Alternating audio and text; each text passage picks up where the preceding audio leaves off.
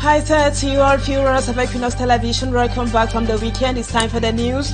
We thank you so much for joining us tonight. Our major stars this evening. Blood continues to flow in the war in the northwest and southwest regions. At least 14 people have been killed in cold blood in the Bui division in the northwest during a festival that happened in a village called Zerem. Most of those who died were civilians and all of them young men. It is not clear who carried out the attack and why. We take you to the Bui division in this edition of the news. And after persistent power cuts across the country, the problem of absence of potable water continues in some neighborhoods. Here in the economic capital, Douala, taps are dry and the locals are now forced to use water of doubtful sources or quality with all the risks involved. Our reporters were on the field at some neighborhoods here in Douala, and we will be telling you more still in this newscast. Plus, politicians and other political actors question how far can the petition of Professor Maurice come to as the AU go, and what weight or impact does that petition carry? We'll tell you more in just a moment.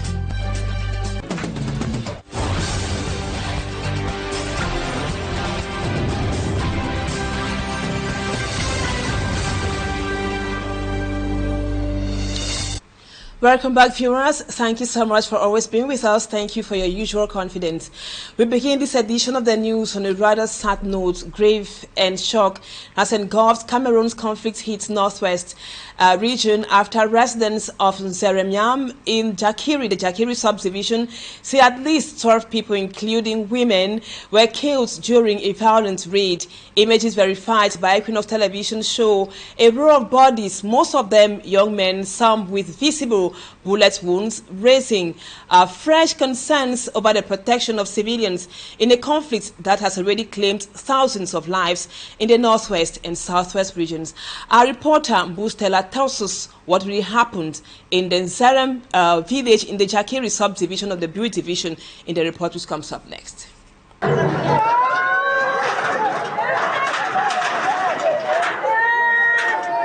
In Zeremiam, mourning families are struggling to comprehend the scale of the violence. Local sources say the victims were killed during a raid in the village where a building was also burned. Pictures of the incident show 12 corpses laid side by side, among them women, with some appearing with gunshot wounds. Other images seen show armed individuals in military-style attire at the scene, alongside weapons commonly associated with the post-raid military displays. While these images suggest military involvement, the circumstances surrounding the killings are still unclear. There are also reports that a local festival was taking place at the time. The incident comes only 8 days after Pope Leo XIV concluded his first visit to Cameroon, where he heard testimonies from people affected by the conflict in the northwest and southwest regions and offered prayers for peace. For many, the visit had raised hopes that renewed attention to the crisis could help ease years of suffering, but just days later, continued clashes and this latest bloodshed are deepening fears among civilians already caught in the protracted conflict. Human rights concerns are once again being raised over the toll on ordinary people, especially women and rural communities who continue to bear the brunt of the violence. Authorities are yet to publicly comment on the incident, and calls are growing for clarity over what happened and for greater protection of civilians. Sad indeed, and we will be talking more on why blood continues to flow in the northwest and the southwest regions about 10 years after the conflict. That would be in the second part of the news. From the northwest to the southwest, natives from Bamumbu living in Big Masaka village in the Mbonge subdivision can now go back to their daily activities normally in the village after a tense moment with the other natives of Big Masaka. Some mothers of the former village had sent away over 100 natives for not respecting their tradition. The truce was agreed after a crisis meeting which was ordered by the senior divisional officer for the Meme division, Tundong Chamberlain, as Gabriel tells us in this report. From today, we know our catch Bamumbu from Suma, total for all, Tension gripped the village of Big Masaka in Bonge subdivision last week after a group of mothers staged a peaceful protest walk requesting that all natives of a particular community living in their village should leave, warning that any member of this particular ethnic group that doesn't leave will have itself to blame. Informed about the situation that has already made over 100 natives of this particular community in Big Masaka to leave, the senior divisional officer of Meme ordered for an emergency crisis meeting to be held to make peace. In the course of this meeting, the senior divisional officer addressed the people by phone and urged them to be each other's keeper. They had a serious misunderstanding concerning the burial of their late brother, Namid Bamumbu. The way they dug the grave is not why the Bakundu culture is requesting in case of any burial in their own village massacre. Tension came out because according to Bakundu, Bamumbu refused to execute. The same message was echoed by one of the speakers in the course of this meeting. My dear mothers, as you are in the hall today, we should all forget about the past as peace has returned in the village. The senior divisional officer of Meme used the occasion to remind the natives of Big Masaka that Cameroon is one and indivisible, and so each person has a right wherever he or she is found. We tried to mobilize all the network which could help us to bring back peace and serenity in Masaka village. As for later on now, they sat according to what we advised them to do, and in the periods of love and forgiveness, the problem had been solved. Now that I'm talking, all the Bamumbu people, there were around 150 of them, they have gone back to Masaka, where they are exercising their normal activities. The problem that led to the action taken by the women of Big Masaka was as a result of a grave that was dug and was about to be abandoned And now let's talk education. Schools in the littoral region, just like across the national territory, secondary schools, to be more precise, have officially reopened for the shortest and the final term of the academic year. After a one-week extension of the initial start date, students are back in the classrooms for the final stretch. Our reporter, Lord Mayeru, reports on the readiness of candidates and the resources available to ensure their success. The term is now in full swing across the littoral region. This crucial reopening was marked by the long-awaiting publication of results, the mock exam for the Anglophone section, and the written part of the regional mock for the Francophone section. The regional delegate of secondary education, Madame Nathalie Moine, has reassured parents and students that the region is fully prepared. She emphasized that the students are well equipped for this final tournament, noting that distance learning platform and accessible to everyone for educational revision. At Government Bilingual School, Nilon Brazzaville, the atmosphere is one of intense focus. The administration has established a clean roadmap for exam preparation. Today, effectively hitch-free. We have the examen blank that's going on in the Francophone subsystem, and in the Anglophone subsystem, classes are very effective. Starting on the 5th of May with chemistry, and then the practicals have to run from the 5th of May to the 26th of May.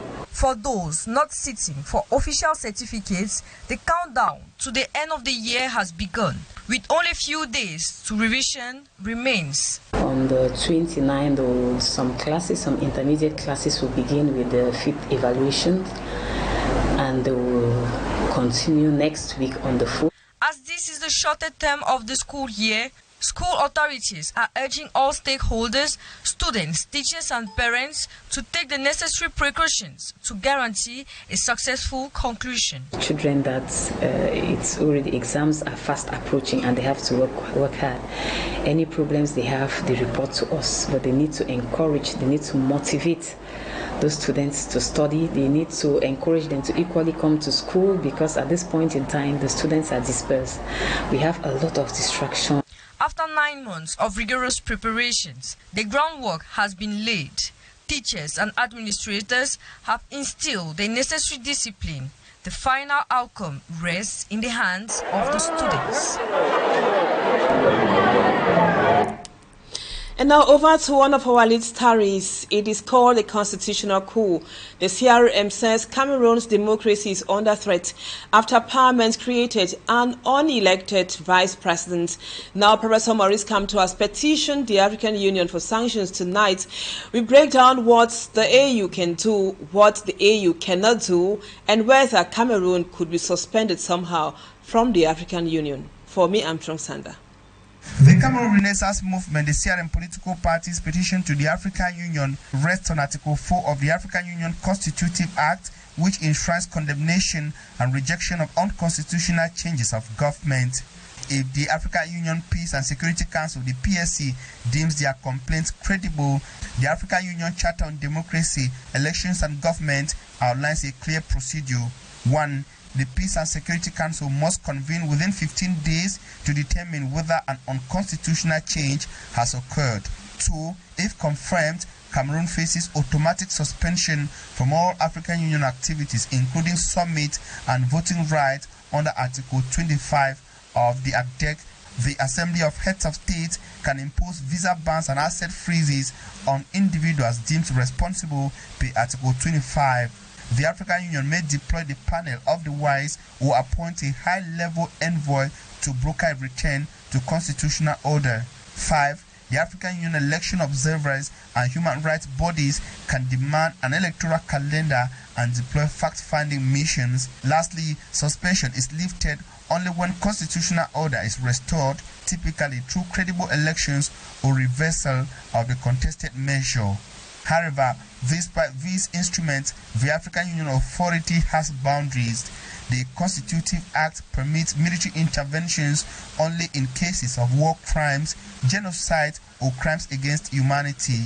A constitutional amendment, however controversial, does not meet this threshold. Furthermore, any decision to suspend or sanction requires consensus among African heads of state, many whom are reluctant to set precedent that they may later fall in.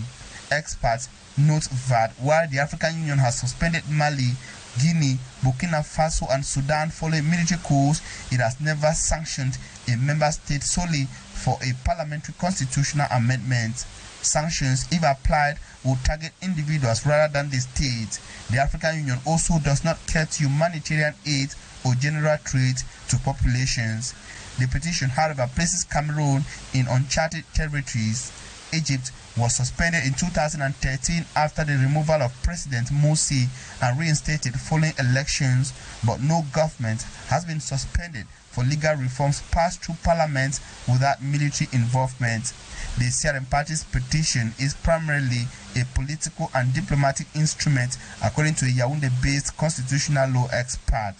The CRM party, in its release, urged Cameroonians committed to respect of the constitution, democratic principles, and the rule of law to remain focused and vigilant so that indifference or distraction does not facilitate the establishment of a monarchy in Cameroon.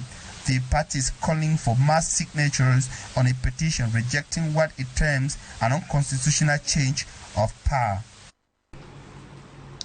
And now let's talk health. Malaria continues to spread rapidly in the northern regions of the country. The far north region is gearing up towards tackling that pathology with over 3.5 million people. The region is bearing the brunt of the disease, particularly in Kolofata, Tokumbere and Kuseri, but there's hope on the horizon somehow. A sensitization campaign is underway, empowering women and communities on how to limit further infections. Immaculate Fogwe reports. The far north region, home to over 3.5 million people, bears a significant burden of malaria, with Kolofata, Tokumbere and Kuseri hardest hit. In 2025, the region recorded 1,000 malaria cases and over 120 deaths. Malaria accounted for 29% of consultations in the region, a slight decrease from 30% in 2024. To prevent more infections, a sensitization campaign is on the way, targeting women and communities in the region. La femme, c'est la mère de la maison. Women are the backbone of a household, and malaria is closely linked to cleanliness. When homes are not clean, mosquitoes thrive, spreading diseases. We are bent on encouraging women dispose waste properly. We have been advised not to dump trash near water sources, which often worsens the problem. Women need to understand that hygiene starts at home and is key to prevention. Nursing students from the Mara Kongola Health Sciences Complex are also receiving training on diagnosing malaria, enhancing their skills to tackle disease effectively. La région a enregistré 653 décès. In 2024, the region saw 653 malaria-related deaths, dropping to 409 in 2025. However, districts like Kuseri, Kaili, Kolofata, Mora, and Marwa still report high incident rates, exceeding 120 per 1,000 inhabitants, indicating that we are putting in efforts. The campaign aligns with this year's World Malaria Day, celebrated on April 25th under the theme, Driven to End Malaria, Now We Can, Now We Must. Let's now talk about the absence of basic necessities in some neighborhoods here in the economic capital Douala. At the Lokpom village, Porta, and parts of Bipanda, days of long blackouts have been destroying electrical appliances and forcing families to endure unbearable heat and darkness. Despite the outages, electricity bills keep rising somehow, pushing frustrated residents to sound a desperate alarm for stable power supply to protect their homes and livelihoods. Innocent as I visited some neighborhoods here in Douala and compiled this report for the news. Power cuts are no longer just an inconvenience in Douala. They are a daily struggle, pushing residents to the brink. In the Lokpom village quarter in Douala 5, prolonged blackouts lasting days have left households counting heavy losses. Power out is unstable here. Something like 5 to 4 times a week that we don't have light here. Lokpom has faced that issue of constant seizure. When we don't have electricity, it's affecting our daily income. We are not able to work well. We don't have money to feed our families. The children are suffering. My neighbors, there is a barber shop, there is a pressing. They use electricity a lot, so it's really affecting them. You see me, I'm outside here with my apparatus, the solar panel that I'm used to charge my phones, and the thing has been very disturbing for us. Fridges have gone silent. Food supplies, rods, and valuable electronics are damaged beyond repair. Appliances that I use at home, the fridge, foodstuffs that have been kept inside, they will get bad. Seriously speaking, is really difficult for us.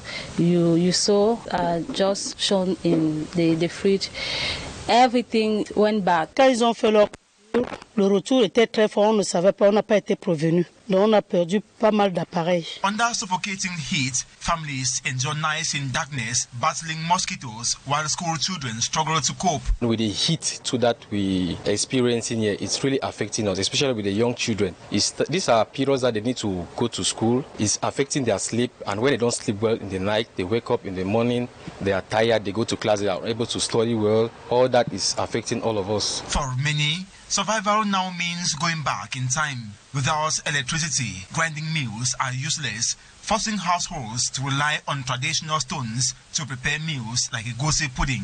Parce que ça fait depuis qu'il n'y a pas l'énergie et le chef voulait manger l'omelette de pistache, je n'avais pas de choix. J'ai pris la pierre, je me suis mis à écraser sur la pierre comme avant. Access to water is equally disrupted as electric pumps fail, leaving boreholes unusable. Forage here use electricity to work. So without electricity, you can't work, you can't have water. And when the shortage lasts for long, you will be obliged to go and look for another area where there is electricity to go and maybe fetch water there and maybe look for wells. So it's not easy for us. Small businesses are bleeding. Shopkeepers, restaurants, and drinking spots watch helplessly as perishables spoil and cold drinks turn warm under the scorching Douala sun. There are coal stores, there are other people that used to rely on electricity to work with. And when it happens like that, we are not able to economize, we are not able to make some income. Yet, despite these hardships, bills continue to arrive high and unforgiving. Moi, personnellement, j'ai un compteur prépayé qui, tous les jours, je mets 5 000. Et au bout d'un jour, ça finit. Alors, je dois me plaindre à qui? In Bepanda, particularly around Nouvelle Road or Misport, the story is no different. Daily power fluctuations on and off every evening are steadily destroying electronics and disrupting livelihoods. The light just go off and on. By the night, by 9 p.m. to 10 p.m., that's how the light always behave very poorly. So the light has been spoiling me so many things. My fridge spoil, phones, my woofer, they spoil all my things in my house. Residents are now raising a unified cry for help. They are calling on authorities to restore stable electricity, not just as a service, but as a lifeline. Because in Douala today, electricity is no longer a luxury, it is survival.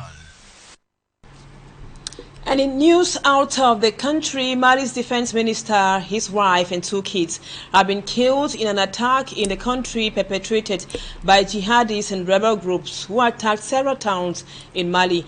And over to Burundi, Evariste Ndayishimiye of the ruling party has been declared candidate for upcoming election in Burundi. Details of those stories and more with Mala Glory. Burundian President Evariste Ndayishimiye has been named as the candidate of his ruling party for the presidential election due to be held next year. The party said on Sunday that Ndayishimiye, 57, has been head of state of the poor East African country since 2020, taking over following the death of longtime leader Pierre Nkurunziza. His ruling party, the CNFDD-FDD, said in a post on Twitter that Ndayishimiye was its choice to run for a 7-year mandate. And elsewhere, Mali's defense minister has been killed in a sweeping attack by jihadists and rebels who seized several towns and military bases. The latest violence in the junta-run country that has long battled militants linked to Al-Qaeda and the Islamic State group, as well as separatist rebellion in the north. The Malian government confirmed the death of the defense chief, General Sadio Kamara, in a post on Defense Ministry Facebook page and expressed its condolence to its family. And over to the United States of America, a suspect whom law enforcement authorities identified as Cole Allen of Torrance, California, is in custody after a shooting incident outside the White House over the weekend. According to the Secret Service, the incident took place near the main magnetometer screening area at the event. President Trump said at a press conference that following the incident, a Secret Service agent who was wearing an armored vest was struck in the chest. The agent suffered non-life-threatening injuries, according to the Washington, D.C. Metropolitan Police Department. No one else was injured in the incident. In the meantime, President Donald Trump, First Lady Melania Trump, and other dignitaries are safe. And that report brings us to the end of the first part of the news, viewers. Let's move on to talking points.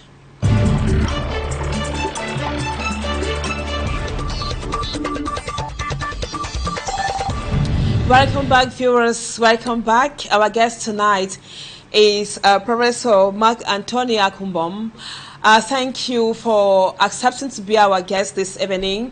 The Anglophone crisis seems very far from being over. We just watched in the news last weekend, we recorded at least 14 deaths in the Zerem village in the Bui division during a festival. Bloodshed again, and the people once again are in tears. Professor, can we say that we are still far from seeing the light at the end of the tunnel in the Anglophone crisis?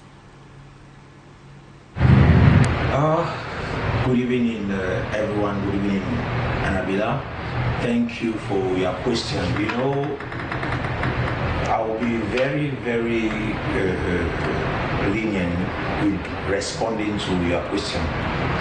You see, we cannot allow a crisis without solving it and think that because time is passing, it is going to just die down. You see, a crisis that came out of grievances, that came out of the pain of a people, if that pain is not handled, if those grievances are not handled, then you cannot claim that the problem has been solved, or you cannot claim that the problem is over. Time doesn't solve problems like people think. People solve problems. So we need to sit down and solve problems. So in reality, if you look at it, the crisis in the Northwest, Southwest regions, the armed crisis is not yet over. You were surprised, like I was, to have received the number of deaths that we had over this weekend in the Bui division. I think over 19 persons counted. In this case, we are losing youths in the nation. And I don't think that the idea of being silent over such a crisis is the best. I think the government is failing in one way, in that they think that they can use whitewash solutions, window dressing solutions to solve the grievances in the hearts of the people. I still believe that there is need for a true dialogue to be handled so that this problem can truly be solved. It is very important. And now, Professor Mark Antony, this is happening, the attack in the Nsaram village is happening few days after Poplio left the country. The Holy Father recommended frank dialogue, like you just mentioned. He spoke against spilling blood for military and political gains. The Sovereign Pontiff just left. Won't it be fair to say the Pope preached in the desert and his teachings against wasting billions on war to kill each other fell on deaf ears?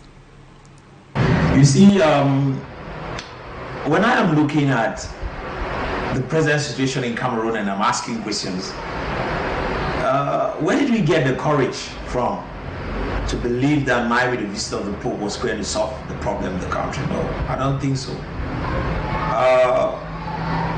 The Pope came, to some people it just for show, to some people it was a diplomatic move, to Christians it was an apostolic mission, and I think that was just all about it. It was not to solve the problem that is happening in the Northwest and the Southwest. Then let me join you to say yes, I think that the preaching of the Pope, his visit, was just indeed like preaching in the desert, just sun. And I'm sure the sun remains the sun after the words echo and leave. So we have a problem in that we like manipulating issues. Cameroonians are no more that naive. We are not in the 1960s, nor are we 19 Cameroon.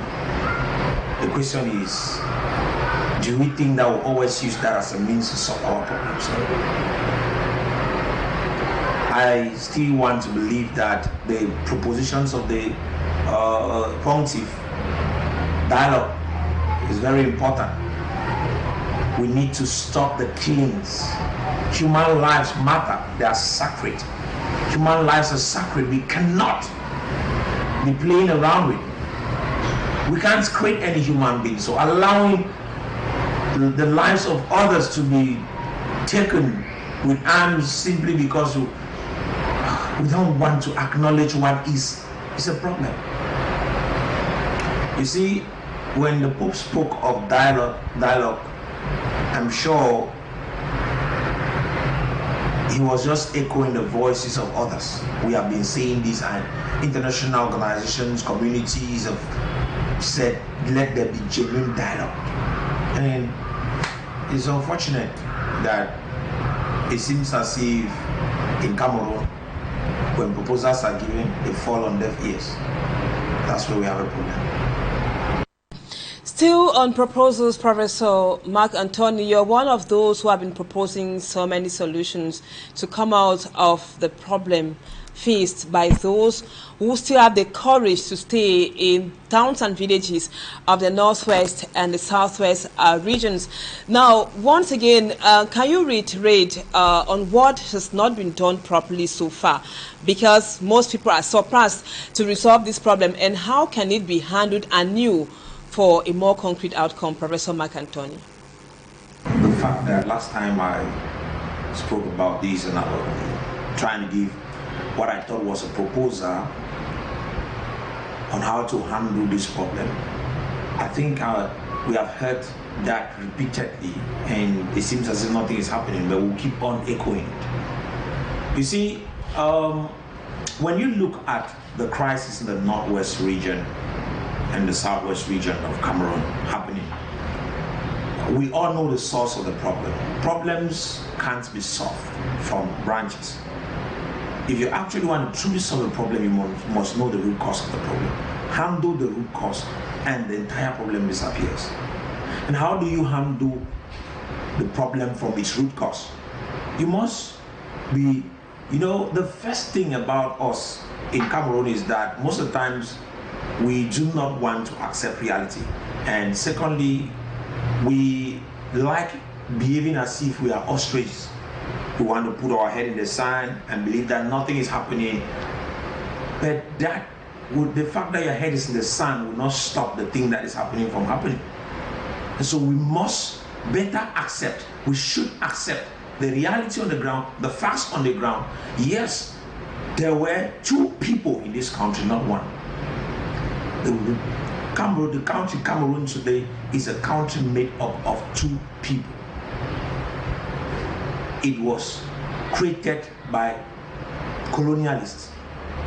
I am a Pan-Africanist, I should not be talking about this, but those are historic facts that remain. And we must accept historic facts, use them to solve our problems. Neglecting the Federation in 1961, which our two people, going back even right to the fact that our people voted and said, okay, they wanted to join the then Republic of Cameroon to gain their independence, should never be forgotten, and it should be taught to history students. This should be something that every Cameroonian from both French and English should know, that these two people came on the table on an agreement, decided to come together. But as time progressed, one has decided to play a game over the other, and trying to play this game is the reason why we are here today. We need to go back to the negotiating table. We call it a dialogue. Sit on the dialogue table. It's not a national dialogue. It should be a dialogue between the two people who came together in this union. Discuss and put on a new foundation on how to function and move ahead. The fact that we keep manipulating it will not change the fact, it will remain. History is something that is stubborn. History is very, very stubborn. It will remain and it will speak. The last events in the past 10 years have been really pathetic in the northwest and the southwest regions, and everybody's wish is for bloodshed to end in the two English-speaking regions of the country. Birds, if wishes were horses. Thank you, Prof, for accepting to be our guest tonight. And viewers, thank you so much for always being with us. That does it for this edition of the news. Our programs continue tonight. Equinoxe at 7 p.m. and the news in the French language at 8 p.m. I will be with you again tomorrow, same time, God willing. For now, it's bye-bye from us.